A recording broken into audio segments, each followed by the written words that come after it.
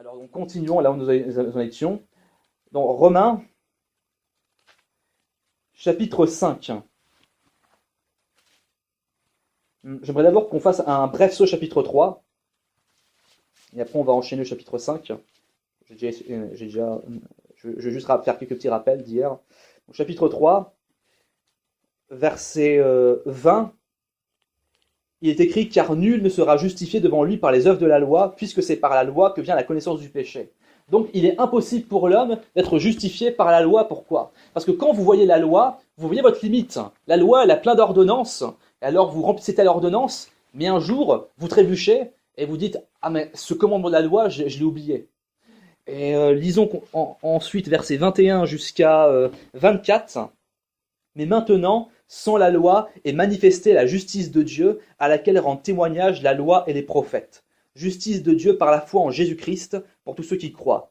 Il n'y a point de distinction, car tous ont péché et sont privés de la gloire de Dieu, et ils sont gratuitement justifiés par sa grâce, par le moyen de la rédemption qui est en Jésus-Christ. Amen. Donc c'est marqué que maintenant est manifestée la justice de Dieu, à laquelle rend témoignage la loi et les prophètes. Donc les prophètes avaient déjà annoncé que le Messie viendrait pour porter nos péchés. C'est marqué tous ont péché. Donc on est tous privés de la gloire de Dieu originellement en tant que terriens, mais verset 24, nous sommes gratuitement justifiés par sa grâce, par le moyen de la rédemption qui est en Jésus-Christ.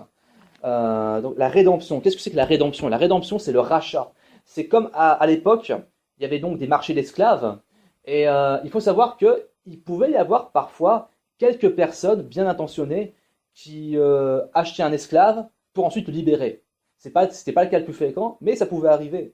Et c'est aussi ce que Jésus a fait, c'est qu'il nous a rachetés. Nous étions donc sous l'esclavage de Satan, et Jésus, il nous a rachetés de cet esclavage.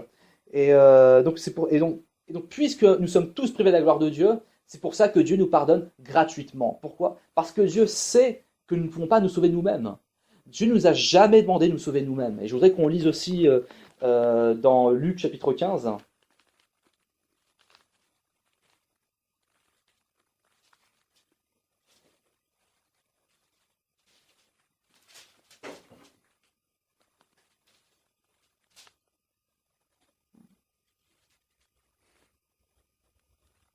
Luc chapitre 15.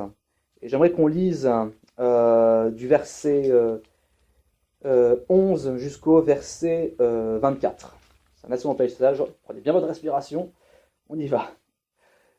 Il dit encore, un homme avait 2 fils. Le plus jeune dit à son père, mon père, donne-moi la part de bien qui doit me revenir. Et le père leur partagea son bien.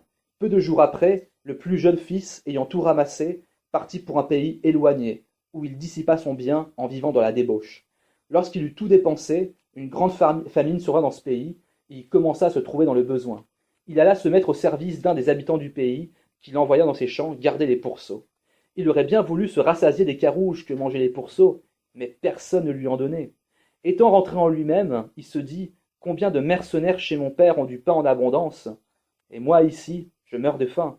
Je me lèverai, j'irai vers mon père et je lui dirai « Mon père, j'ai péché contre le ciel et contre toi. Je ne suis plus digne d'être appelé ton fils. Traite-moi comme l'un de tes mercenaires. » Et il se leva et alla vers son père. Comme il était encore loin, son père le vit et fut ému de compassion. Il courut se jeter à son cou et l'embrassa. Le fils lui dit « Mon père, j'ai péché contre le ciel et contre toi. Je ne suis plus digne d'être appelé ton fils. » Mais le père dit à ses serviteurs « Apportez vite la plus belle robe et l'en revêtez. Mettez-lui un anneau au doigt et des souliers aux pieds. Amenez le veau gras et tuez-le. Mangeons et réjouissons-nous, car mon fils que voici était mort, et il est revenu à la vie. Il était perdu et le retrouvé. Ils commencèrent à se réjouir. Amen. Donc cette histoire nous parle donc d'un fils qui dit à son père « Donne-moi ma part d'héritage ». Alors ça, cette histoire, c'est l'histoire de l'homme face à Dieu. L'homme dit à Dieu « Pour moi, t'es mort. Donne-moi mon héritage. » Un héritage, ça se donne quand le père est mort. Et le fait que ce fils, il disait à son père « Donne-moi mon héritage », c'est comme s'il disait « Pour moi, t'es mort ». C'est comme l'homme qui dit à Dieu « Pour moi, t'es mort, laisse-moi tranquille, laisse-moi vivre ma vie comme je l'entends. » Et est-ce que Dieu le retient? Non. Peut-être que le père lui a dit « Mais est-ce que t'es sûr ?» et tout. Et Dieu aussi, parfois, nous appelle, mais Dieu nous a aussi donné une liberté, et il nous dit je mets devant toi la vie et la mort, c'est à toi de choisir. Si tu penses vivre sans moi, c'est ton choix, mais après tu vas devoir l'assumer. Et donc au départ, ce fils il est content, il se dit ah je suis libre et tout, donc il dissipe son bien dans la débauche et plein de trucs, il est content, il fait les 400 coups. Et puis quand la misère arrive, quand le malheur arrive, il se retrouve bien dépourvu et il se sent coupable, il se sent misérable. Il est obligé de travailler auprès des cochons. Il se rend compte que ce monde, c'est un monde de cochons. On vit dans un monde qui est rempli de gens qui vivent comme des porcs, c'est-à-dire juste à manger, boire, dormir, forniquer, c'est tout. Il n'y a pas de profondeur, il n'y a pas de quelque chose de plus profond. Et donc ce fils, il retourne vers son père, et alors il dit je ne mérite plus d'être un fils, traite-moi comme un mercenaire. Et donc l'homme, pour essayer de se racheter, parfois il va essayer de trouver la religion, mais il va essayer une religiosité légaliste, où il va penser qu'il va devoir mériter son salut. Il pense qu'il va devoir mériter l'approbation de Dieu. Alors il va essayer de se tourner vers toutes sortes de religions, pour essayer d'être un petit peu mieux. Mais le problème, c'est que l'homme ne peut pas se justifier lui-même. Mais quand le fils arrive, le père le voit au loin. Et le père, il court vers lui, il le prend dans ses bras. Et quand le fils lui dit « je ne mérite plus d'être ton fils », le père, il s'en fiche. Le père, il est juste content de retrouver son fils. Et il lui met une robe et un anneau. À l'époque, ça symbolisait l'autorité princière. Donc le père réinstalle le fils comme son fils. Il ne lui dit pas « si tu veux redevenir mon fils, tu dois faire tes preuves ». Non. Et Dieu ne te demande pas non plus de faire tes preuves si tu veux être son fils, sa fille. La seule chose qu'il veut, c'est commencer une nouvelle histoire avec toi. La seule chose qu'il veut, c'est juste que tu te repentes de ta vie passée, c'est tout. Et encore qu'il s'agit de repentance, il ne s'agit pas de faire ses preuves. Non. La repentance, c'est avant, j'allais dans une mauvaise direction, maintenant je vais dans la bonne. Avant, je me tournais vers le monde, maintenant, Seigneur, je me tourne vers toi.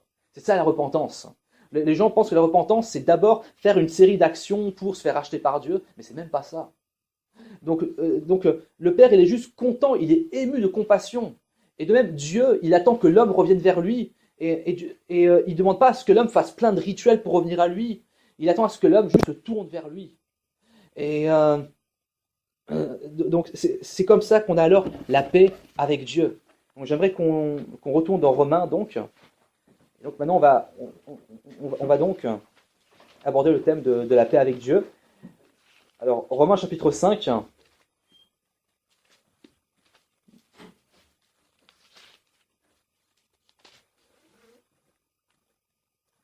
Chapitre 5, j'aimerais qu'on lise verset 1 jusqu'au verset 4. Donc chapitre 5, verset 1 à 4 de Romains. Étant donc justifiés par la foi, nous avons la paix avec Dieu par notre Seigneur Jésus-Christ, à qui nous devons d'avoir eu par la foi accès à cette grâce, dans laquelle nous demeurons fermes et nous nous glorifions dans l'espérance de la gloire de Dieu. Bien plus, nous glorifions même les afflictions, sachant que l'affliction produit la persévérance, la victoire dans l'épreuve, et cette victoire, l'espérance. Amen. Alors, on va décortiquer le premier verset. Nous sommes justifiés par la foi, donc nous avons la paix avec Dieu. Donc, est-ce que vous avez cette paix avec Dieu ? À partir du moment où vous reconnaissez le sacrifice de Jésus-Christ qui est mort pour vos péchés, à partir du moment où vous acceptez que Jésus est mort pour vous et que vous décidez d'accepter Jésus comme votre sauveur personnel, vous êtes pardonné, vous êtes justifié. Donc justifié, ce n'est pas juste pardonner. C'est pardonner plus le fait d'être réinstallé à notre position de fils de Dieu ou fille de Dieu. Donc ce n'est pas un pardon négatif, c'est-à-dire c'est pas un pardon du style bon, je laisse passer, mais la prochaine fois attention. Non, c'est pas comme ça. C'est tu es pardonné et en plus Dieu t'accueille dans son royaume. C'est marqué que tu es déjà justifié. Ce n'est pas tu seras justifié, tu es justifié. Par conséquent, c'est comme ça que tu as la paix avec Dieu. Et comme je l'ai dit, justifié ne veut pas dire que tu es parfait. Il y a encore des choses à changer, mais ça j'aborderai après. Mais ça veut dire que maintenant tu as le titre de prince, tu as le titre de fils. Tu n'es plus un esclave, tu es un enfant de Dieu. Et donc, par la foi, nous avons eu accès à cette grâce. C'est comme si la grâce de Dieu était un palais et on pouvait même pas en rêve rentrer dans ce palais. Mais le roi nous a accueillis dans son palais. Et il dit ensuite, maintenant, nous nous glorifions même des afflictions. Donc, nous nous glorifions même des épreuves de la vie. Pourquoi ? Parce que dans le monde, lorsqu'on n'a pas Christ, les épreuves de la vie, même si on apprend des choses à travers elles finiront un jour et on n'aura rien de vraiment tangible. Lorsqu'on meurt, tout ça, ça disparaîtra. Et donc, toutes ces épreuves vont servir à rien. Mais lorsqu'on est en Christ, les épreuves servent à quelque chose, et les épreuves sont notre gloire. Les épreuves nous donnent ensuite accès à des gloires. Les épreuves qu'on vit en Christ nous permettront ensuite d'être glorifiés. Et donc, quand on est chrétien, il y en a qui se demanderont, mais ok, je suis devenu chrétien, j'ai été justifié, mais pourtant j'ai toujours des difficultés dans la vie, j'ai toujours des épreuves, j'ai toujours des luttes. C'est quoi la différence maintenant? Peut-être que d'un point de vue purement extérieur, on pourrait penser qu'il n'y a pas de différence. Il y a une grosse différence, c'est que les épreuves que tu vis en Christ, eh bien, toutes ces épreuves te porteront vers des récompenses célestes. Et même sur terre, Dieu te consolera. Aussi bien sur terre qu'au ciel, Dieu te consolera après chacune de ces épreuves. Et donc l'affliction produit la persévérance. Donc, ces épreuves nous apprennent à persévérer. Et la persévérance produit la victoire dans l'épreuve. Et cette victoire produit l'espérance. C'est-à-dire que ton espoir envers Dieu, il décuple. Donc, chacune des épreuves que tu vis en Christ te donne un nouvel espoir. Ensuite, continuons, verset 5 jusqu'au verset 11. Donc, Romains chapitre 5, versets 5 à 11. Je ne vais pas non plus tout décortiquer, je vais adopter les points essentiels pour ne pas perdre les gens. Alors, Romains chapitre 5, versets 5 jusqu'à 11. Or, l'espérance ne trompe point, parce que l'amour de Dieu est répandu dans nos cœurs par le Saint-Esprit qui nous a été donné. Car, lorsque nous étions encore sans force, Christ, au temps marqué, est mort pour des impies. À peine mourrait-on pour un juste. Quelqu'un peut-être mourrait-il pour un homme de bien. Mais Dieu prouve son amour pour nous, en ce que, lorsque nous étions encore des pécheurs, Christ est mort pour nous. À plus forte raison, donc, maintenant que nous sommes justifiés par son sang, serons-nous sauvés par lui de la colère. Car si, lorsque nous étions ennemis, nous avons été réconciliés avec Dieu par la mort de son Fils, à plus forte raison, étant réconciliés, serons-nous sauvés par sa vie. Et non seulement cela, mais encore nous nous glorifions en Dieu par notre Seigneur Jésus-Christ, par qui maintenant nous avons obtenu la réconciliation. Amen. Donc, il est dit donc que l'espoir ne trompe pas. Pourquoi? Parce que nous avons cette assurance par Jésus-Christ qui est mort pour nous. Si Jésus s'est donné pour nous, pourquoi est-ce qu'il s'arrêterait de nous aider maintenant, au milieu du chemin? Donc, il est dit, Dieu prouve son amour pour nous, en ce que, alors que nous étions encore des pécheurs, Christ est mort pour nous. C'est la preuve ultime de l'amour de Dieu. Pourquoi? Parce que si vous donnez votre vie pour quelqu'un, ça veut dire que vous aimez cette personne énormément. Si vous passez du temps avec quelqu'un, si vous vous investissez pour quelqu'un, ça veut dire que vous aimez cette personne. Les gens qui ont des passions, qui aiment bien collectionner, je ne sais pas, les timbres, ou collectionner je ne sais quelle statuette ou figurine, ou alors je ne sais quel vinyle datant de je ne sais quelle année, trouver les exemplaires les plus rares, ils dépensent beaucoup d'argent là-dedans, beaucoup de temps là-dedans. Pourquoi? Parce qu'ils sont passionnés par cela. Et Jésus, il est mort pour nous, mais il a aussi vécu pour nous. Il est mort pour nous, c'est une grosse preuve d'amour, mais même avant cela, il a vécu pour nous. Il a été jusqu'au bout pour nous, il s'est donné corps et âme pour nous. Il n'y a pas un seul instant où il n'a pas pensé à nous.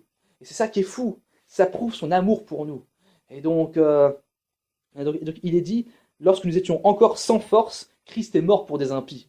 Donc son amour pour nous est aussi prouvé dans le sens qu'il est mort, non pas pour des justes, non pas pour des parfaits, mais pour des immatures, pour des pécheurs, pour des impies. Il est mort pour nous, alors que nous étions pécheurs. Il n'est pas mort pour des personnes adorables. Peut-être que, dans certains cas, on serait capable de mourir pour une personne qu'on aime vraiment beaucoup, qu'on estime bien. C'est peut-être possible. Ça court pas les rues, mais c'est pas impossible. Il y a peut-être des gens qui... oui, il y a des gens qui c'est déjà arrivé, mais bon, ça reste un cas rare. Mais Christ prouve son amour parce qu'il est mort pour des pécheurs. Il est mort pour les ignobles. Il est mort pour les meurtriers, il est mort pour les voleurs, il est mort pour les menteurs, il est mort pour les fraudeurs, il est mort pour les rebelles à leurs parents, il est mort pour pour ceux qui sont addicts à je ne sais quoi. Et toute catégorie de pécheurs confondus, il est mort pour tous. Il a porté tous les péchés de l'humanité sur lui. Et je rappelle une chose, c'est que Christ a non seulement pris les péchés sur lui, mais en plus il a pris la colère de Dieu sur lui. Lorsqu'il était à Gethsémanée, il a pleuré. Pourquoi est-ce qu'il a pleuré? Parce que non seulement il allait mourir pour nous, mais en plus il allait prendre la colère de Dieu à notre place. Donc au final, la colère de Dieu était satisfaite, et maintenant, Jésus est assis à la droite de Dieu, il intercède pour nous. Jésus est notre avocat. Pour faire plus simple, Jésus est notre avocat. Et donc Jésus prouve son amour pour nous en ce que, alors que nous étions sans force, c'est-à-dire alors que nous ne pouvions pas nous sauver nous-mêmes, il est mort pour nous. Donc, est-ce que c'est facile pour toi de donner ta vie pour un drogué que tu as rencontré au milieu de la rue? Est-ce que pour toi c'est facile de faire ça? À vous. C'est pas facile, pas vrai? Et pourtant, Christ, il est mort pour lui. Christ est mort pour cette personne-là. Et par conséquent, il prouve son amour pour cette personne et pour nous tous. Et il est dit, donc nous sommes justifiés par son sang. Donc, pour que nous soyons justifiés, pour que nous soyons pardonnés par Dieu, il faut que quelqu'un paye. Parce que c'est la justice. Il faut forcément que quelqu'un paye. Et alors, Jésus s'est donné volontairement. Il ne s'est pas donné avec contrainte, contrairement à ce que certains gens pensent. Puisque Jésus lui-même, il est la forme visible du Dieu invisible. Donc il y a ce plan parfait entre le Père et le Fils, entre ces deux attributs de Dieu, avec le Fils qui se donne pour nous. Et Jésus lui-même l'a dit, je donne ma vie. Ce n'est pas qu'on prend ma vie, mais je donne ma vie afin de la reprendre. Donc il s'est volontairement donné pour nous. Et donc, au lieu que ce soit notre sang qui soit versé, parce que même si notre sang est versé, le péché ne disparaîtra pas, eh bien Jésus a versé son sang pour nous. Et il n'y a plus besoin de faire de sacrifices, puisque Jésus est notre prêtre qui intercède pour toujours pour nous.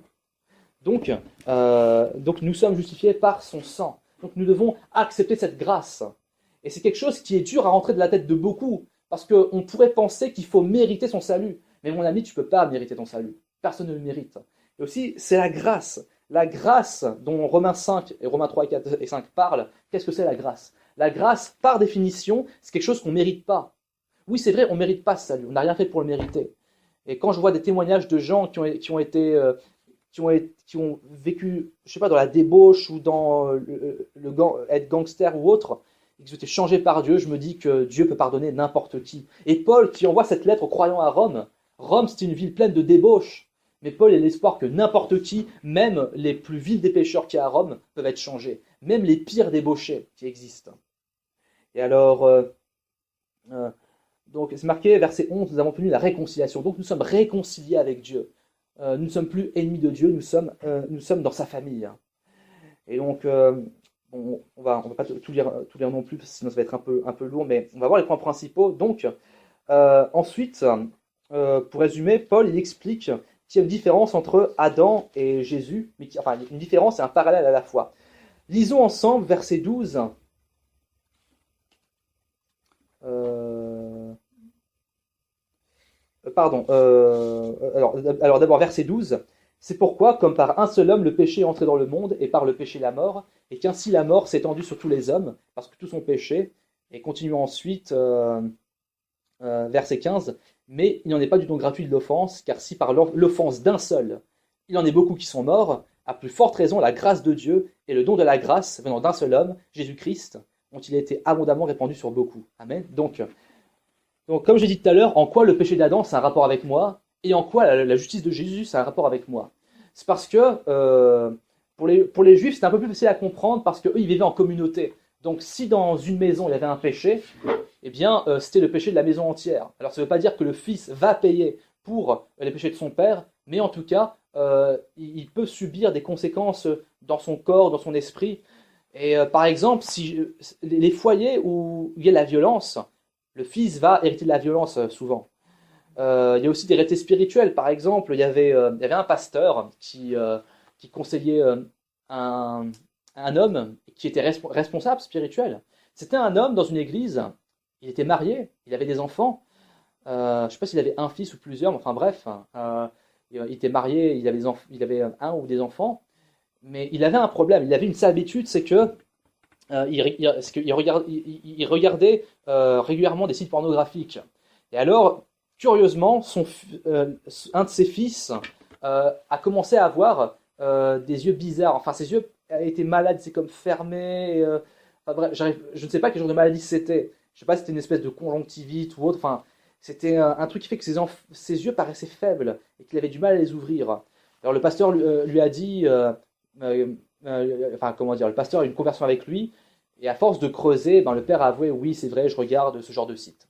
Et le pasteur lui a dit, écoute, à cause de ce que tu fais, puisque tu es le représentant de ta famille, puisque spirituellement tu es représentant de ta famille, si tu te livres au péché, tes enfants vont en pâtir aussi. Donc il faut que tu te repentes de cela. Et sinon ton fils il va souffrir. Et alors le père s'est repenti, il a prié, et quelques jours plus tard, le fils était guéri. Et donc il y a des réalités spirituelles. Donc même si on n'a pas commis le péché d'Adam au moment où Adam était là, ben, néanmoins, on a hérité de certaines réalités spirituelles, même dans notre sang. Même dans notre sang, le péché a continué enfin dans notre ADN, le sang a continué à progresser. Et donc c'est pour ça qu'il y a des antécédents dans notre histoire, dans notre généalogie. D'ailleurs, la Bible dit que celui qui se rebelle contre Dieu, dans l'Exode, chapitre 20, que celui qui se rebelle contre Dieu, la colère est sur lui jusqu'à la 3e, 4e génération, tandis que celui qui aime Dieu, Dieu bénit jusqu'à la 1000e génération. Donc ça veut dire que même si, bien sûr, Dieu ne te jugera pas pour les péchés de tes parents, néanmoins, il y a certaines puissances et réalités spirituelles qu'on hérite. Donc c'est pour ça que Jésus, il est notre nouvel Adam. Parce que Adam, c'était donc notre représentant, c'est donc le représentant de l'humanité, et comme il a désobéi à Dieu, le reste de l'humanité on a pâti, puisqu'il était représentant. Mais Jésus est notre nouveau représentant, il est notre nouvel ambassadeur. Et de par sa justice, maintenant, nous sommes dans son territoire. Pour Paul, il n'y a que deux réalités. Il y a soit on est en Adam, soit on est en Jésus. Et donc, si on est en Adam, on ne peut pas sortir du péché. Mais si on est en Jésus, même si on a encore de mauvaises habitudes, si on est en Christ, ces mauvaises habitudes vont partir un jour et nous sommes justifiés par Dieu. Nous sommes justifiés par le sang de Jésus-Christ. Donc, c'est très important pour nous de bien comprendre cela. C'est que, ok, tu étais justifié, tu t'es pardonné. Mais tu dis, oui, mais je ne suis pas parfait. Est-ce que je suis vraiment sauvé parce que l'autre jour, je suis retombé, l'autre jour, j'ai repêché. Certes, je me suis repenti, mais est-ce que je suis vraiment sauvé parce qu'il m'arrive encore de pécher de temps en temps alors que je ne le voulais pas? Eh bien, sache, oui, que tant que tu restes dans le territoire de Jésus, tu es sauvé. Peu importe combien de nombre de rechutes tu fais, tant que tu t'accroches à Jésus, tu restes sauvé. Le tout, c'est de ne pas retourner en arrière. Le tout, c'est de ne pas retourner en arrière parce que tu as péché. Ok, tu as péché, mais repens-toi, relève-toi, et maintenant oublie le passé. Parce que Dieu te pardonne. Et si tu penses qu'il faut que tu dois faire des actions pour te racheter, c'est comme si tu négligeais la puissance du sang de Jésus-Christ. Son sang est suffisamment fiable pour laver nos péchés. Tu n'as pas besoin de faire des actions à gogo pour essayer de te racheter. La Bible ne parle à aucun moment de faire pénitence. Ça, c'est une invention de l'Église catholique. C'est une invention de notre héritage catholique.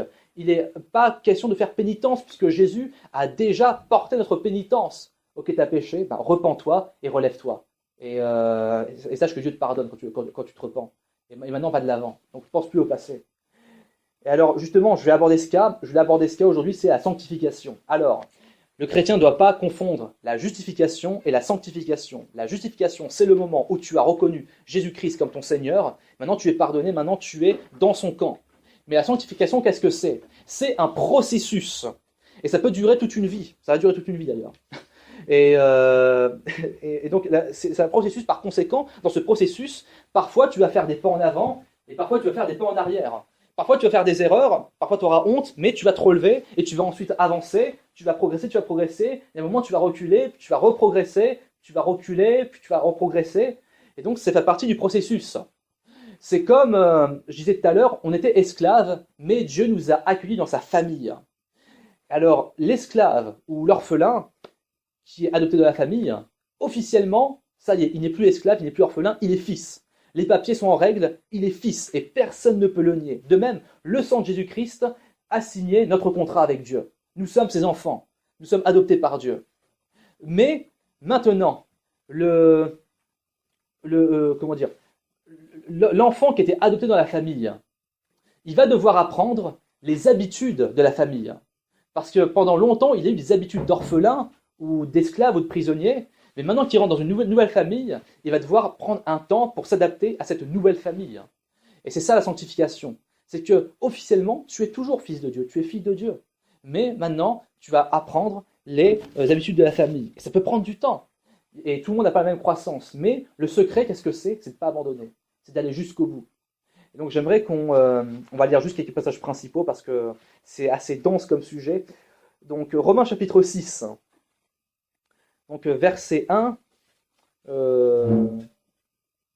Pardon, j'aimerais d'abord qu'on lise à la fin de Romains chapitre 5. Il y a un verset que j'aimerais qu'on lise parce qu'il fait suite, il y aura suite dans le chapitre 6. À l'époque, il n'y avait pas de chapitrage, je rappelle. Alors, Romains chapitre 5, versets 20 et 21. Or, la loi est intervenue pour que l'offense abondât, mais là où le péché a abondé, la grâce a surabondé, afin que, comme le péché a régné par la mort, ainsi la grâce régna par la justice pour la vie éternelle, par Jésus-Christ notre Seigneur. Et continuons au chapitre 6, versets 1 à 4. Que dirons-nous donc? Demeurions-nous dans le péché, afin que la grâce abonde? Loin de là. Nous qui sommes morts au péché, comment vivrions-nous encore dans le péché? Ignorez-vous que nous tous, qui avons été baptisés en Jésus-Christ, c'est en sa mort que nous avons été baptisés? Nous avons donc été ensevelis avec lui par le baptême en sa mort, afin que, comme Christ est ressuscité des morts par la gloire du Père, de même, nous aussi nous marchions en nouveauté de vie. Amen. Donc il est dit, là où le péché a abondé, la grâce a surabondé. C'est-à-dire que l'amour de Dieu est plus grand que notre péché. Si notre péché est comme ça, la grâce de Dieu le couvre comme ça. Et si notre péché est comme ça, la grâce de Dieu le couvre comme ça. Donc, rien ne peut arrêter la grâce de Dieu.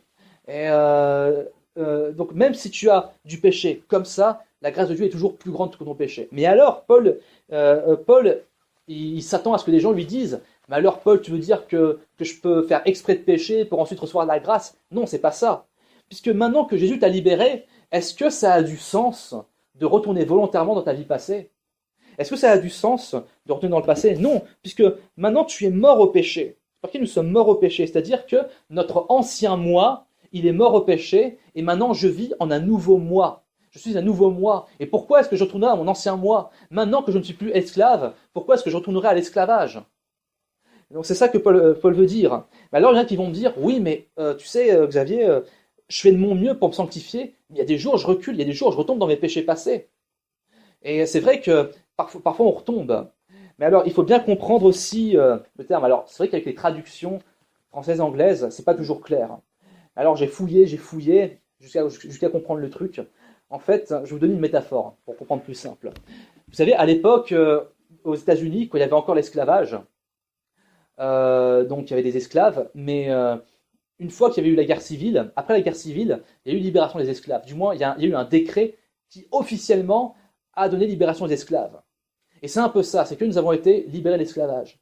Mais dans les faits, officiellement, l'esclavage a été aboli, mais dans certains territoires, il y en a qui n'étaient pas encore pleinement conscients du fait qu'ils n'étaient plus esclaves officiellement. Et donc, si jamais ils entendaient la voix de leurs anciens maîtres les appeler, et ben, à cause de leur habitude d'aller là-bas, ben, ils y revenaient, parce qu'ils n'avaient pas encore pleinement pris conscience que l'esclavage était aboli. Il a fallu près de 10 ans pour que les gens comprennent vraiment qu'ils étaient libres.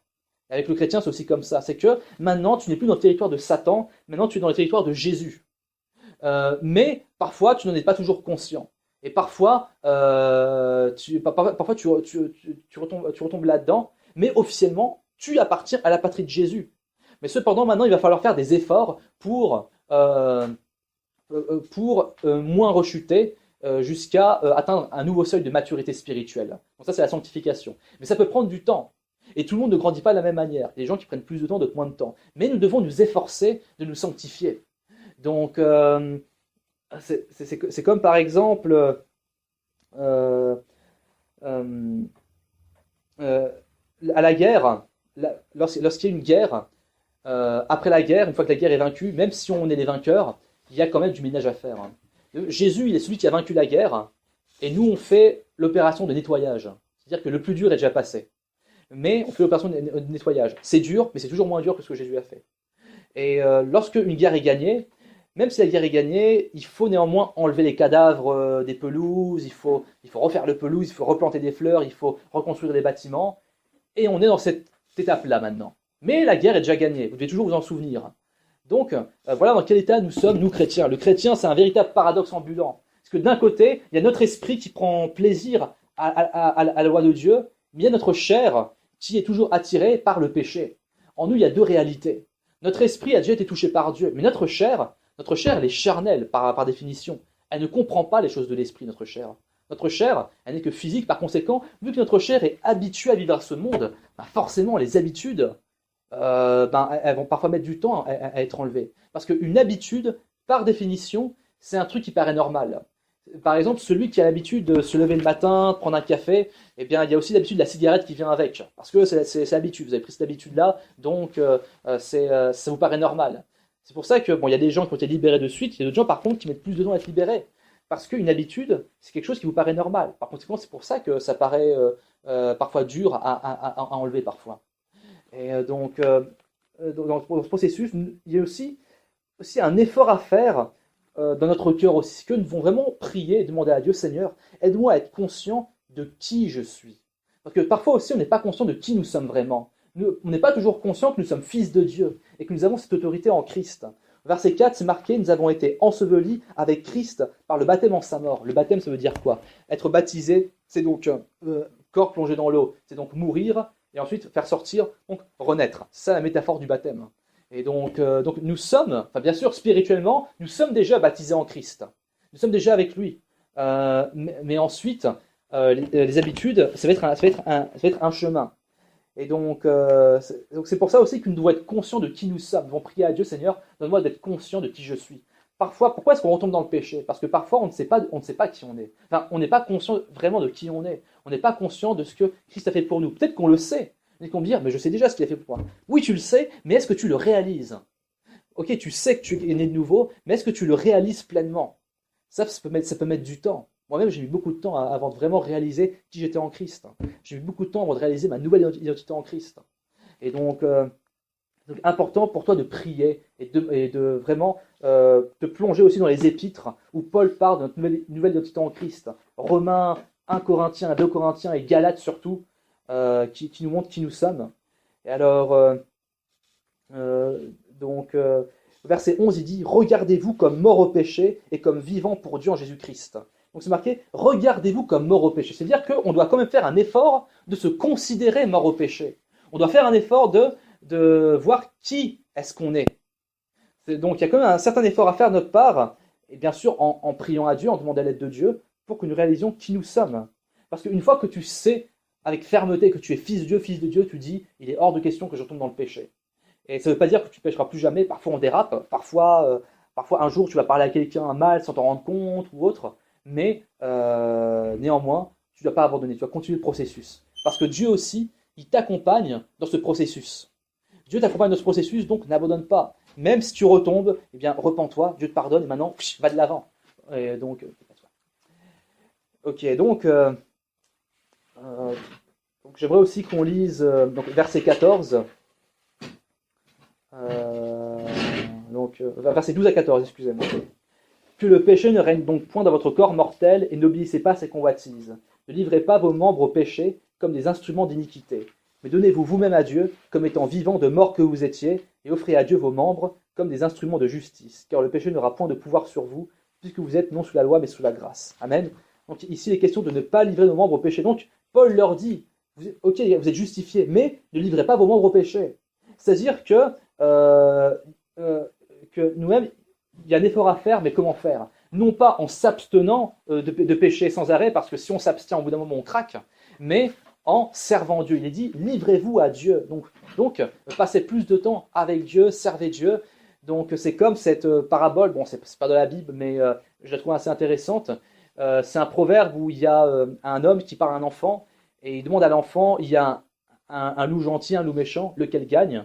Et celui qui gagne, en fait, c'est le loup que tu nourris. À l'intérieur de nous, il y a donc la chair, il y a l'esprit. Qu'est-ce que tu nourris le plus? Si tu nourris davantage ton esprit avec la prière, avec la parole, eh bien, tu surmonteras petit à petit les œuvres de la chair. Donc, c'est pour ça que Paul ne dit pas juste résister au péché. Parfois, il faut résister, oui, mais comment résister? Il ne faut pas résister de manière passive. Il ne faut pas juste s'abstenir. Il ne faut pas aller dans un monastère et rester cloîtré là. Non. Non, nous devons y résister de manière active, c'est-à-dire en faisant autre chose. Et quelque chose pour Dieu, bien sûr, pas n'importe quoi. Et au verset 16, il est dit « Ne savez-vous pas qu'en vous livrant à quelqu'un comme esclave pour lui obéir, vous êtes esclave de celui à qui vous obéissez, soit du péché qui conduit à la mort, soit de l'obéissance qui conduit à la justice. » C'est-à-dire que, donc pour faire simple, ne te relivre pas au péché, parce qu'après, même si tu te repens, après, tu te rends compte que tu as plus de mal à sortir. Donc, efforce-toi de te livrer à Dieu. Efforce-toi de faire des choses pour Dieu. Parfois, faut faire un effort sur soi-même. Parce que Dieu veut aussi voir que nous voulons suivre. Ensuite, on va pas tout lire parce qu'il y aurait énormément de choses à dire. Donc, je vais passer tout de suite au chapitre 7. Alors, versets 1 jusqu'à 4. Ignorez-vous, frères, car je parle à des gens qui connaissent la loi, que la loi exerce son pouvoir sur l'homme aussi longtemps qu'il vit. Ainsi, une femme mariée est liée par la loi à son mari tant qu'il est vivant. Mais si le mari meurt, elle est affranchie de la loi, de sorte qu'elle n'est point adultère en devenant la femme d'un autre. De même, mes frères, vous aussi vous avez été, par le corps de Christ, mis à mort en ce qui concerne la loi, pour que vous apparteniez à un autre, à celui qui est ressuscité des morts, afin que nous portions des fruits pour Dieu. Amen. Donc ici, Paul dit donc quel est notre état. Est-ce que maintenant nous sommes affranchis de la loi, nous sommes sous la grâce, ça veut dire quoi? C'est-à-dire que, par exemple, lorsqu'une femme est mariée, elle est mariée, donc elle a des responsabilités envers l'homme, elle ne peut pas aller vers un autre homme. Mais si le mari meurt, ben, elle peut aller vers un autre homme, c'est plus un adultère, elle est libre.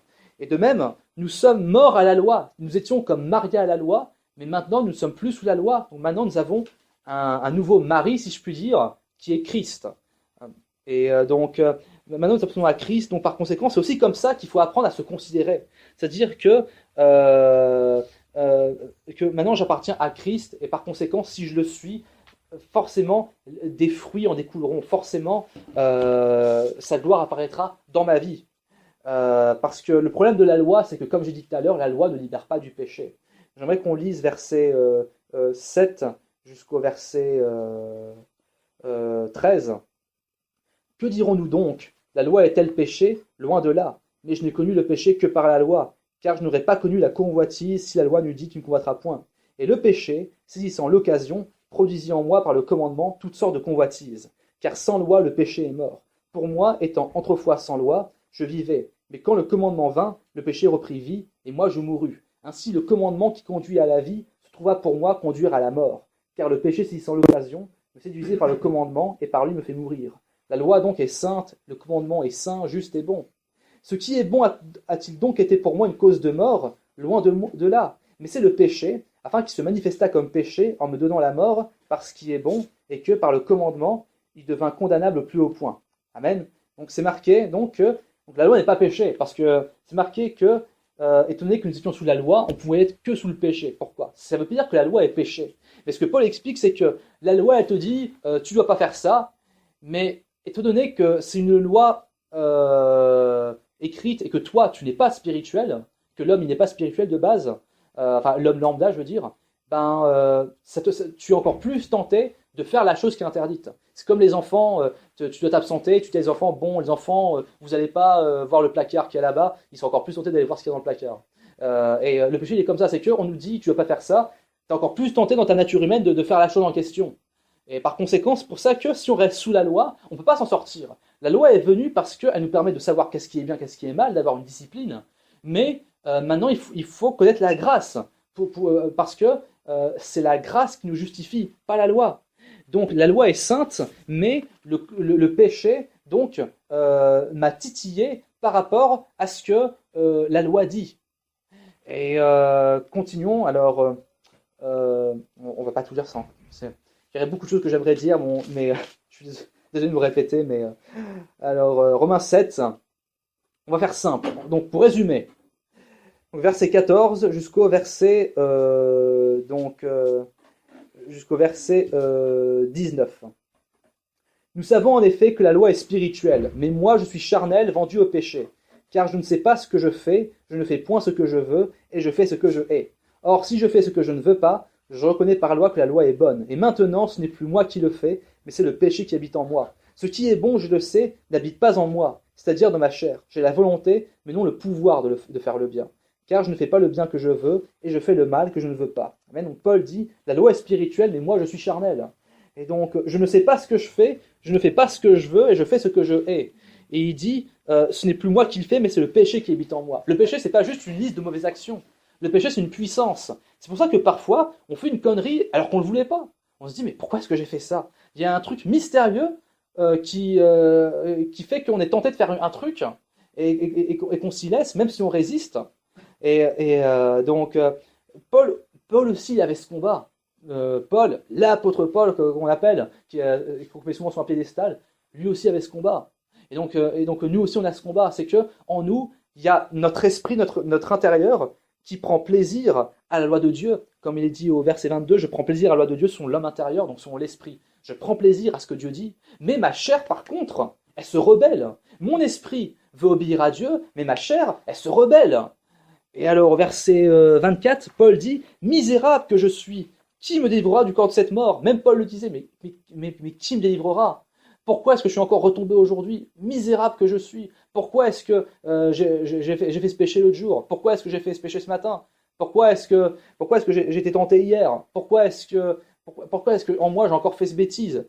Pourquoi est-ce que j'ai mal parlé à mon voisin? Pourquoi est-ce que je suis retombé dans la cigarette? Pourquoi est-ce que j'ai fait ceci? Pourquoi est-ce que je fais cela? Pourquoi est-ce que je suis retombé? Et Paul disait, misérable que je suis. Et lorsqu'on voit nos péchés, c'est fait qu'on se dit, mais misérable que je suis, malheureux que je suis. Parfois ça devient lourd, n'est-ce pas? Parfois, on se dit, mais quand est-ce que je vais pouvoir être délivré de cela? Mais Paul dit au verset 25, grâce soit rendue à Dieu par Jésus-Christ notre Seigneur. Ainsi donc, moi-même, je suis par l'entendement esclave de la loi de Dieu, et je suis par la chair esclave de la loi du péché. Et donc, Dieu, il connaît notre combat. Il dit, grâce soit rendue à Dieu par Jésus-Christ notre Seigneur. Donc, c'est possible d'être libéré à travers Jésus-Christ. Ça peut prendre un temps. Ça peut prendre un temps. Et si tu as un péché avec lequel tu luttes, et que tu vois un frère qui lui a été libéré plutôt que toi, ne désespère pas. Parce que ça se trouve, ce frère, il lutte peut-être avec un autre péché. Je connais des gens qui ont été libérés, par exemple, je connais des gens qui se demandent pourquoi est-ce qu'ils tombent encore, je ne sais pas, dans la tentation de la cigarette, ou alors la pornographie ou autre. Et moi, je connais un gars, il était très vite libéré de tout ce qui est masturbation, cigarette et toutes sortes de drogues, licites ou illicites. Mais il avait un autre problème avec lequel il devait lutter, c'est qu'il était agressif quand il parlait. Alors certes, il était libéré de ces choses vite, mais qu'est-ce qu'il était orgueilleux et agressif quand il parlait, quoi. Il a besoin d'être délivré dans ce domaine-là. Donc même si tu as l'impression que tu as un frère qui est déjà délivré dans un domaine dans lequel tu veux être délivré, dis-toi que ce frère, peut-être qu'il a d'autres luttes. Donc ne te considère pas comme un nul. Éventuellement, s'il peut te donner des conseils de comment il était libéré, si jamais il a fait quelque chose, ben demande-lui, mais ne désespère pas. Parce qu'on a tous notre cheminement avec Dieu. Et surtout, ne te compare pas aux autres. Parce que tu as ton cheminement avec Dieu. Et donc il est dit, Paul le dit, je n'ai pas le pouvoir de faire le bien. Je n'ai pas le pouvoir de faire le bien. Il le dit cash, je n'ai pas le pouvoir de faire le bien. Faire le bien, je n'ai pas le pouvoir. Et donc, on se torture parce qu'on se dit, j'aurais dû faire le bien. Mais Paul le dit, on n'a pas le pouvoir de faire le bien. Peut-être qu'on peut faire quelque chose de bien, mais se libérer du péché même, on ne peut pas, c'est impossible. Et c'est pour ça que, au lieu de se torturer, il faut dépendre davantage de Dieu. Alors, qu'est-ce que je veux dire par là? On va lire dans Galates, chapitre 5. Alors, après Romains, il y a 1 et 2 Corinthiens, et après 2 Corinthiens, il y a Galates.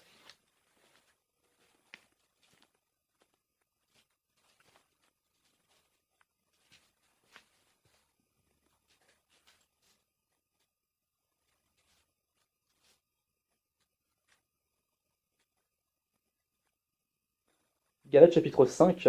J'aimerais qu'on lise versets 16 jusqu'à 18. Je dis donc, marchez selon l'esprit, et vous n'accomplirez pas les désirs de la chair, car la chair a des désirs contraires à ceux de l'esprit, et l'esprit en a de contraires à ceux de la chair. Ils sont opposés entre eux, afin que vous ne fassiez point ce que vous voudriez. Si vous êtes conduit par l'esprit, vous n'êtes point sous la loi. Amen. Donc il est dit, donc marchez selon l'esprit, afin de ne pas accomplir les désirs de la chair. Parce que la chair a des désirs, mais l'esprit a aussi a des désirs qui sont contraires à ceux de la chair. Donc, au lieu de se torturer, essaye de recevoir le Saint-Esprit davantage. Dépend davantage du Saint-Esprit. Bien sûr, le Saint-Esprit vit déjà dans le chrétien, mais ce que je veux dire par là, c'est que nous devons chercher davantage la puissance du Saint-Esprit. Donc, prie davantage, lis la parole davantage, médite davantage, prie beaucoup. Et petit à petit, les choses de la chair, elles disparaîtront. Tu te sentiras renouvelé. Donc le secret, c'est de te rapprocher de Dieu, de chercher davantage les choses de l'esprit. Et donc, il y avait une personne qui luttait, c'était un autre cas qui luttait avec les sites porno, et cette personne disait au pasteur, ah pasteur, je comprends pas, je retombe sans arrêt ce genre de site, je voulais pas, mais pourtant, j'avais dit plus jamais, et quelques jours après, je retombe, puis je dis plus jamais, et quelques jours après encore, je retombe. Alors le pasteur lui a dit, écoute, j'ai deux solutions à te proposer. J'en ai une négative, une positive. Les deux marchent. La négative, qui marche quand même, tu jettes ton ordinateur par la fenêtre. Bon, ça marche, mais bon, ça coûte cher quand même, et ça fait des dégâts. Ou alors la positive, tu essayes de recevoir davantage de grâce à l'intérieur de toi. Tu remplis ton cœur de la grâce de Dieu. Sur ton ordinateur, tu mets des fonds d'écran avec des psaumes, de fonds d'écran, tu mets des MP3 chrétiens en fond sonore, tu fais des choses qui te rapprochent davantage de Dieu. Et il est vrai que pour lutter contre le péché, on peut essayer toutes sortes de disciplines, c'est vrai. Éventuellement jeûner, c'est vrai que c'est bien jeûner. Éventuellement prendre une douche froide. Mais surtout, ce qu'il faut faire, c'est recevoir de la grâce dans son cœur. Quand tu es touché par la grâce de ton cœur, tu es moins attiré par le péché. Donc, concentre-toi davantage sur Christ. Regarde à Christ. Ne regarde pas à toi-même. Si tu te regardes toi-même, tu désespères. Parce que tu réaliseras que toi-même, tu ne peux pas. Et je pense que tu le sais déjà peut-être. Mais regarde à Christ, toujours. Et ensuite, continuons donc dans Romains chapitre 8. Et là, on va attaquer la partie finale du message. Alors, pour résumer, chapitre 1 et 2 parlaient donc du péché, celui des incroyants et celui des croyants. Chapitre 3 et 4 parlaient donc de la justification. Chapitre 5 parlait des effets du salut. Et chapitre 6 et 7 parlaient de la sanctification. Et là maintenant, chapitre 8 parle donc de la gloire à venir. Donc la conclusion de la sanctification. J'aimerais qu'on lise Romains chapitre 8, versets 1 et 2. Il n'y a donc maintenant aucune condamnation pour ceux qui sont en Jésus-Christ, qui marchent non selon la chair, mais selon l'esprit. En effet, la loi de l'esprit de vie en Jésus-Christ m'a affranchi de la loi du péché et de la mort. Amen. Donc, c'est marqué, il n'y a donc. Donc, il ne dit pas, mais il n'y a plus de condamnation. Il n'y a donc maintenant aucune condamnation. Je rappelle qu'à l'époque, il n'y avait pas de chapitrage. Le chapitrage est venu au XVIe siècle. À l'époque, il n'y avait pas de chapitrage. Donc, ça fait directement suite à ce qu'il disait dans le chapitre 7, par rapport à ces combats.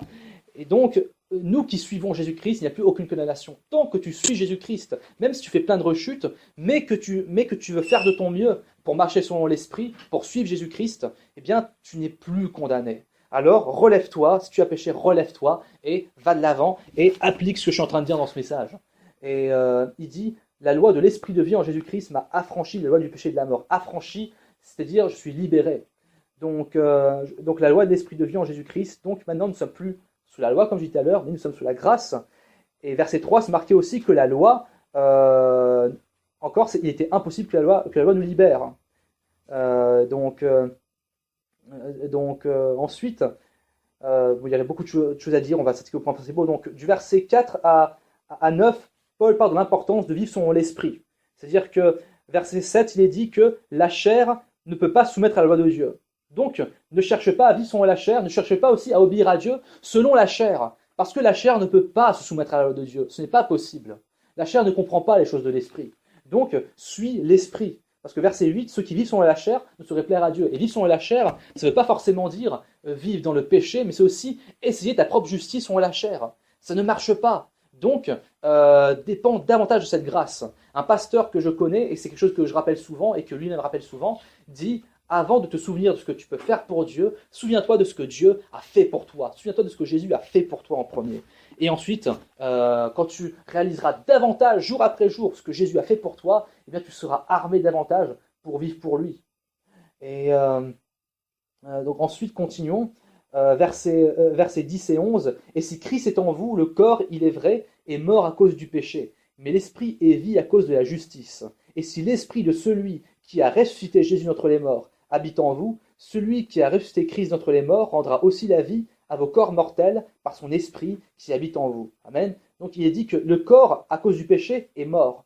Mais notre esprit est vie. Et c'est vrai que parfois on a l'impression que notre corps est mort parce que il y a une mauvaise habitude. Alors on lutte contre nos habitudes et on se sent impuissant. Mais notre esprit, il est déjà lavé, notre esprit il est déjà sanctifié par Jésus-Christ. Et le même esprit qui a ressuscité Christ des morts rendra aussi la vie de nos corps mortels. C'est-à-dire qu'un jour, même notre corps sera habitué à la sainteté. À force de le dresser, à force de le dompter par l'esprit, il y a un moment où même ton corps, il sera habitué à la sainteté.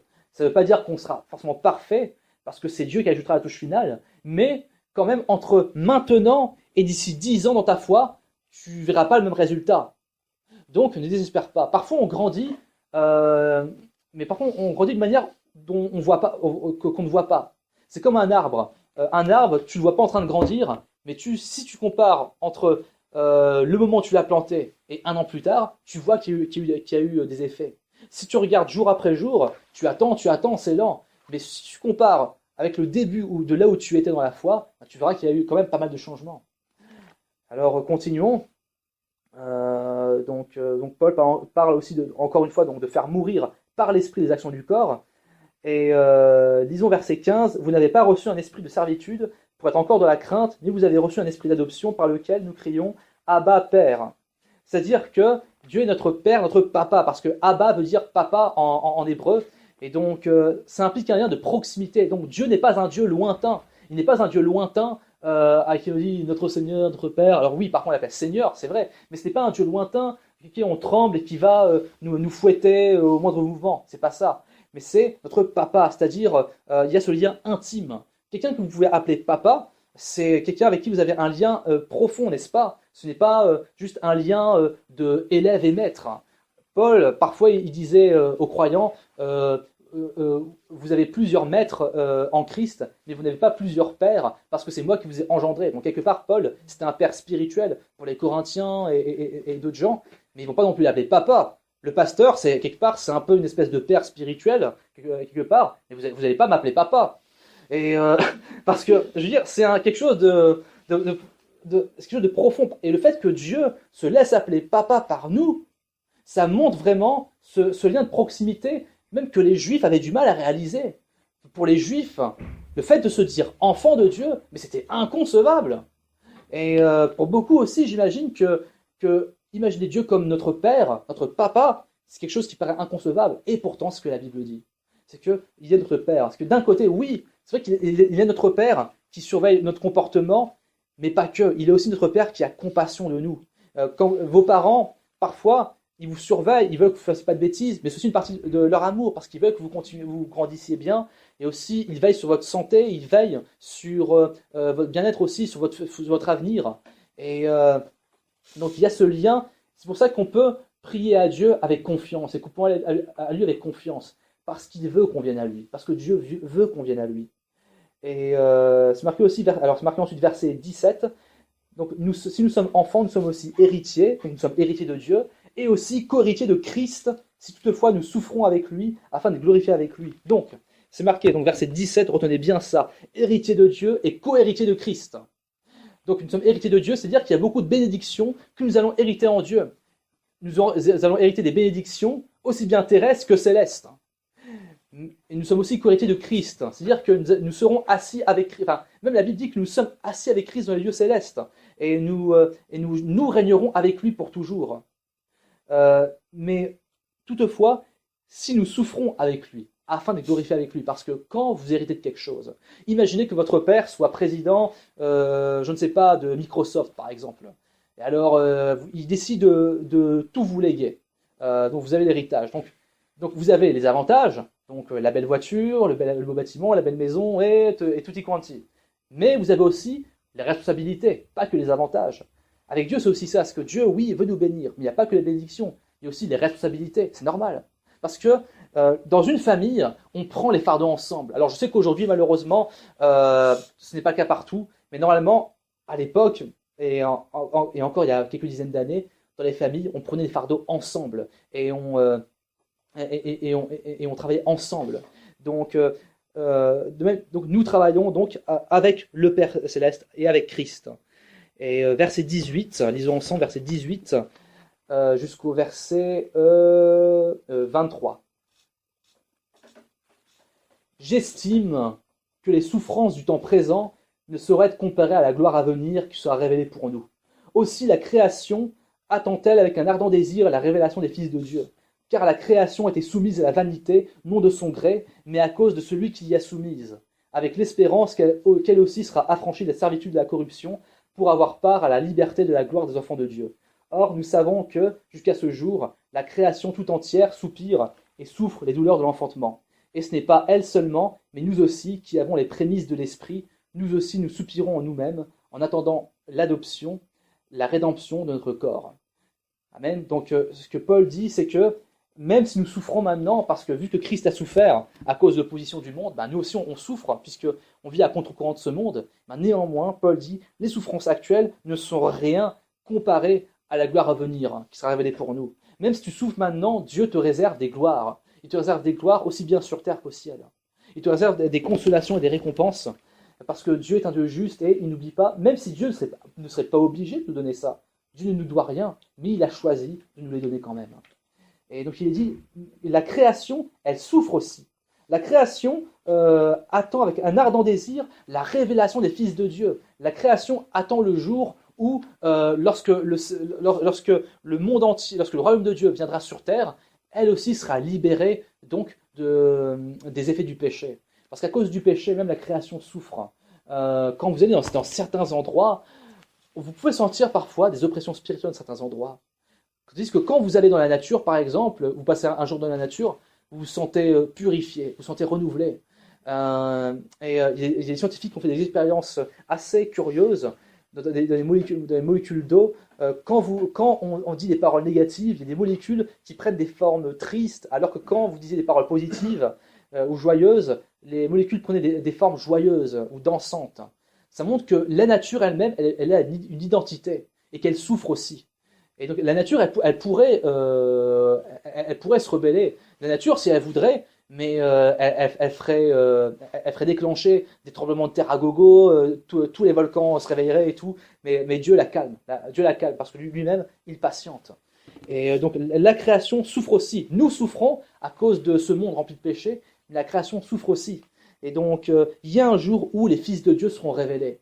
Il y a un jour donc où ce salut universel sera révélé. Donc, quand on parle de l'Apocalypse, par exemple, on parle souvent des malheurs, des fléaux, etc., mais elle parle aussi d'un rétablissement à la fin. Et Isaïe, chapitre 11, parle aussi du règne du Messie, où des gens aussi variés, des gens qui ont des caractères différents, comme des loups qui vivent avec des agneaux, ou des buffles qui vivent avec une vache, etc., ou des lions, eh bien, ces gens différents peuvent quand même cohabiter, parce que la parole de Dieu est répandue dans leur cœur, est répandue sur la terre, comme le fond des mers est recouvert par les eaux. Donc ce jour viendra où la connaissance de Dieu se sera répandue sur toute la planète. Et donc la création souffre les douleurs de l'enfantement. Donc une femme qui accouche, c'est douloureux, n'est-ce pas? Et donc la création a les douleurs de l'enfantement. Elle souffre comme ça. Nous devons nous dire que nous ne sommes pas seuls quand nous souffrons. Même la création, elle souffre.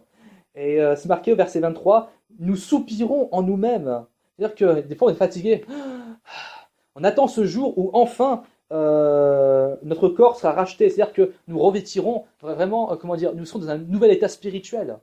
Nous attendons ce jour où enfin tout sera fini. Et lisons versets 24 à 27. Car c'est en espérance que nous sommes sauvés. Or, l'espérance qu'on voit n'est plus l'espérance. Ce qu'on voit, peut-on l'espérer encore? Mais si nous espérons ce que nous ne voyons pas, nous l'attendons avec persévérance. De même aussi, l'Esprit nous aide dans notre faiblesse, car nous ne savons pas ce qui nous convient de demander dans nos prières.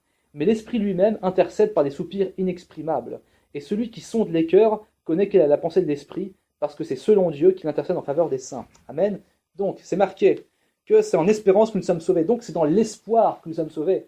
Et donc, l'espoir qu'on voit, c'est plus un espoir, il est déjà là. Mais nous attendons quelque chose qu'on ne voit pas. Nous l'attendons avec persévérance. C'est-à-dire que ce n'est pas juste qu'on attend comme ça passivement, mais on persévère dans l'œuvre de Dieu jusqu'au jour où nous arriverons à voir la gloire que Dieu nous réserve.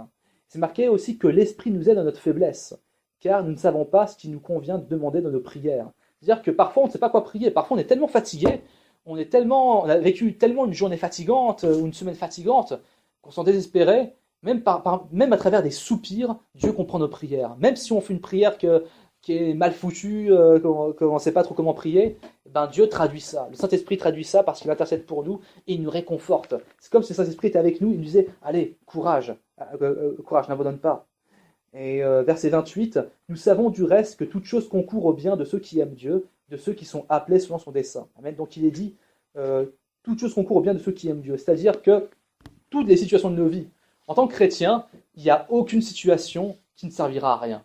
Même les mauvaises situations, Dieu les renversera à sa gloire. Même des choses que tu as pu vivre en tant que chrétien, que et que tu te demandes, mais pourquoi est-ce que j'ai vécu ça? Eh bien, toutes ces choses, Dieu les renversera, et Dieu te consolera. Pour toutes les souffrances que tu as obtenues, Dieu te donnera énormément de consolation. Donc, c'est comme l'histoire de Joseph dans la Genèse. Joseph était vendu par ses frères. Ses frères ont fait le mal. Mais Joseph a gardé foi en Dieu.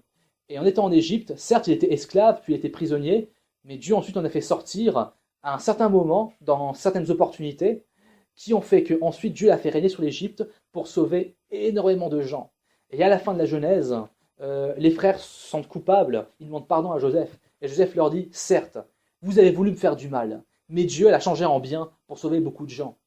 Et de même, les situations mauvaises de ta vie, Dieu peut changer ce mal en bien. Donc Dieu, il reste souverain. Parfois aussi, même tes erreurs, Dieu peut les changer en bien. Même les fois où tu as dérapé, Dieu peut les changer en quelque chose qui fait que tu vas avoir une expérience nouvelle pour aider les autres. Peut-être que tu te dis ah mais je lutte avec tel péché, mais peut-être que ce péché, à force d'avoir lutté avec, et lorsque tu seras totalement sorti de cela, tu pourras davantage conseiller ceux qui luttent encore avec, peut-être. C'est un exemple parmi tant d'autres. Si tu as vécu le rejet, tu pourras consoler ceux qui sont rejetés, parce que tu comprends ce sentiment. Si tu as vécu de mauvaises expériences, je ne sais pas si tu as... si par exemple tu as fait une grosse erreur pour laquelle tu as honte, tu pourras aussi conseiller ceux qui ont honte, qui ont besoin de guérison intérieure. Donc aucune de tes douleurs, ni même aucune de tes erreurs, au final, sera pour rien. Même ça, Dieu peut les retourner à sa gloire. Parce que toute chose concourt au bien de ceux qui aiment Dieu, de ceux qui sont appelés selon son dessein. Donc c'est marqué ensuite, verset 29, ceux qu'il a connus d'avance, il les a aussi prédestinés à être semblables à l'image de son Fils, afin que son Fils fût le premier d'entre plusieurs frères. Versets 30 et 31. Verset 30, pardon. Et ceux qu'il a prédestinés, il les a aussi appelés. Ceux qu'il a appelés, il les a aussi justifiés. Et ceux qu'il a justifiés, il les a aussi glorifiés. Qu'est-ce que ça veut dire? C'est-à-dire que Dieu nous a prédestinés. Alors c'est quoi la prédestination? La prédestination, ce n'est pas que Dieu prédestine qui va au paradis, qui va en enfer. C'est pas ça. Ça, c'est ce que Calvin croyait. Et ce que beaucoup d'autres gens croient aussi. La Bible dit clairement que Dieu veut que tout le monde soit sauvé. Alors malheureusement, tout le monde ne sera pas sauvé parce que tout le monde n'accepte pas. Mais Dieu veut qu'un maximum de gens acceptent. Et alors, prédestination, qu'est-ce que c'est? C'est-à-dire que Dieu a déjà un plan pour toi. Après, à toi de choisir d'y rentrer ou pas. Dieu a un plan pour toi, donc il a déjà une idée pour toi. Et donc, il était prédestiné. Donc ensuite, il nous appelle, il nous a justifiés, et ensuite, il nous glorifiera. Toi qui as été appelé par Dieu, Dieu te glorifiera. Donc, c'est ton futur. Dieu nous prépare la gloire. Et j'aimerais qu'on continue. Donc, on va bientôt finir. Verset 31 jusqu'à 36. Donc il y a plusieurs questions rhétoriques que Paul pose. Que dirons-nous donc à l'égard de ces choses? Si Dieu est pour nous, qui sera contre nous? Lui qui n'a point épargné son propre Fils, mais qui l'a livré pour nous tous, comment ne nous donnera-t-il pas aussi toutes choses avec lui? Qui accusera les élus de Dieu? C'est Dieu qui justifie. Qui les condamnera? Christ est mort, bien plus, il est ressuscité, il est à la droite de Dieu, il intercède pour nous. Qui nous séparera de l'amour de Christ? Sera-ce la tribulation, ou l'angoisse, ou la persécution, ou la faim, ou la nudité, ou le péril, ou l'épée? Selon qu'il est écrit, c'est à cause de toi qu'on nous met à mort tout le jour, qu'on nous regarde comme des brebis destinées à la boucherie. Donc, Paul dit donc, si Dieu est pour nous, qui sera contre nous? Donc, dans toutes ces épreuves qu'on vit en tant que chrétien, est-ce qu'on verra le bout? Oui, on verra le bout. Est-ce que des gens pourront être contre nous? Même si des gens se mettent contre nous, Dieu est avec nous. Si Dieu est avec nous, qui sera contre nous? Et même s'il y a des gens qui se mettent contre nous, ils pourront rien. Pourquoi? Parce que Dieu est avec nous. Et verset 32, il n'a pas épargné son propre Fils, il l'a livré pour nous tous, et donc il nous donnera toutes choses avec lui. Donc Dieu a énormément de bénédictions en réserve pour nous.